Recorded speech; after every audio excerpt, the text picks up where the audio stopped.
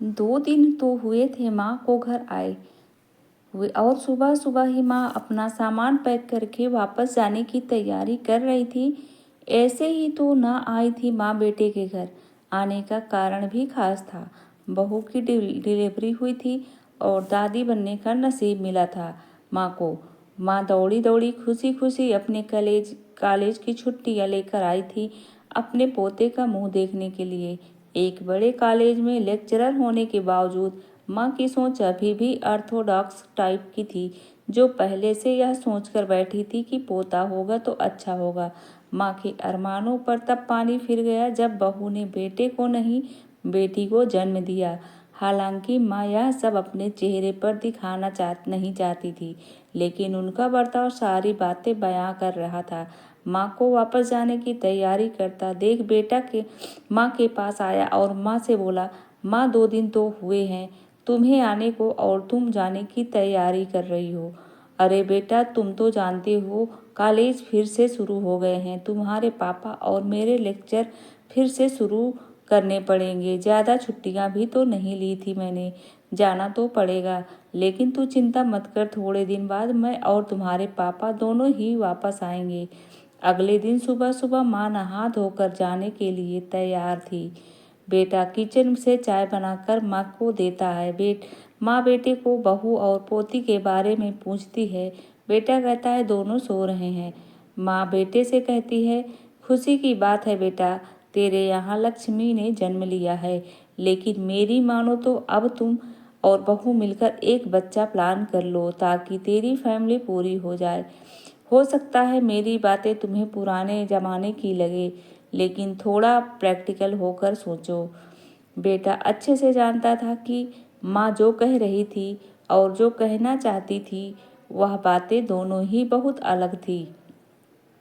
बेटे ने अपनी जेब से अपने मोबाइल फ़ोन निकाला और उसमें कई मैसेजेस माँ को दिखाए और बोला, देखो माँ, तुम्हारी बात तुमसे पहले यह दर्जनों लोग मुझे मैसेज में कह चुके हैं। हर कोई डायरेक्टली कह या इनडायरेक्टली मुझे यही कहने की कोशिश कर रहा है कि बेटा होता तो अच्छा होता, या फिर आगे बेटे के लिए ट्राई करो। माँ, तुम चाहो तो चाहे मुझे जो भी समझाने की कोशिश कर लो, लेकिन मैं यही कहूँगा कि तुम और पापा दोनों ही अभी भी पुराने सोच के पकड़े हुए हो। और ऐसा मुझे इसलिए कहना पड़ रहा है कि क्योंकि अगर मेरा बेटा हुआ होता तो आप इतनी जल्दी जाने की तैयारी ना कर रही होती और उसे अपने हाथों में लेकर यहाँ से वहाँ खिला रही होती, और पापा भी यहाँ पर होते। 21वीं सदी में जी रहे हैं हम, फिर भी ऐसी मान्यताएं, और आप दोनों से मुझे यह उम्मीद न थी। हाँ, आप हजारों बच्चों को लेक्चर देते हो और खुद इस तरह के विचार रखते हो। अगर आप ऐसा मानते हो कि बेटा और बेटी दोनों होंगे तभी फैमिली कंप्लीट होगी, तो मेरे एक सवाल का जवाब दीजिए कि मैं अकेला क्यों हूँ? मुझे कोई बहन क्यों नहीं है? माँ के पास बेटे के सवालों का जब कोई जवाब न था, वो अपनी नज़रें झुकाए वहाँ से चली गई। बेटा अपनी माँ से बहुत प्यार करता था। वह बिल्कुल उनका अपमान करना नहीं चाहता था, लेकिन गलत विचारों का समर्थन करना भी उसे ठीक नहीं लगा। यह सारी बातें बहू ने भी सुन ली थी। बेटे ने उसके पास जाकर उसका उतरा हुआ चेहरा देखकर उसे समझाते हुए कहा, देखो चारू, तुम्हें माँ की बातों से या किसी और की बातों से परेशान होने की ज़रूरत बिल्कुल भी नहीं है। मुझे कोई फर्क नहीं पड़ता कि मुझे बेटा हुआ है या बेटी। मेरे लिए यही बड़ी बात है कि मेरी बेटी स्वस्थ है और खुश है। चारू बोली, मैं माँ की बातों से या किसी और की बातों से बिल्कुल परेशान नहीं हूँ, लेकिन हाँ, मैं परेशान ज़रूर हूँ। मैं एक समाज सेविका हूँ और मैं हर दिन कई लड़कियों से मिलती हूँ। अचरज की बात है कि मुझे आज तक एक भी लड़की ऐसी नहीं मिली जो कहती हो कि लड़की होने की वजह से उसे अलग तरीके से ट्रीट ना किया गया हो या कुछ सहना ना पड़ा हो।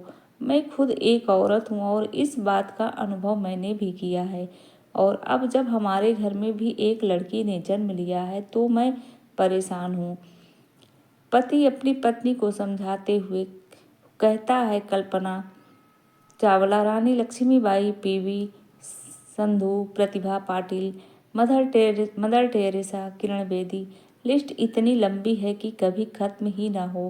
क्या इन सब ने यह सब फेस नहीं किया होगा? ज़रूर किया होगा, लेकिन उन्होंने दुनिया को जो साबित करके दिखाया है और जिस मुकाम पर वे पहुंची हैं, वहीं हर लड़की को हौसला देने के लिए काफ़ी है। और इन सब में जो सबसे पहला नाम आएगा, जो हमारी बेटी को हौसला देगा, वह होगा चारू शर्मा का, यानी कि तुम्हारा। हमारी बेटी की हिम्मत और ताकत बनोगी तुम। दोस्तों, सिर्फ महिला दिवस मनाने से या देवियों की पूजा करने से लड़का लड़कियों में समानता नहीं आएगी। यह समानता तब आएगी जब हम आप विचारों को जड़ों से बदल पाएंगे। उम्मीद करता हूँ आज की यह कहानी, जिसका शीर्षक है लड़की हुई है, और इस कहानी को आप लोगों को ज़्यादा से ज़्यादा शेयर कीजिए और लड़की लड़का में भेदभाव मत कीजिए। चैनल को सब्सक्राइब जरूर कीजिए।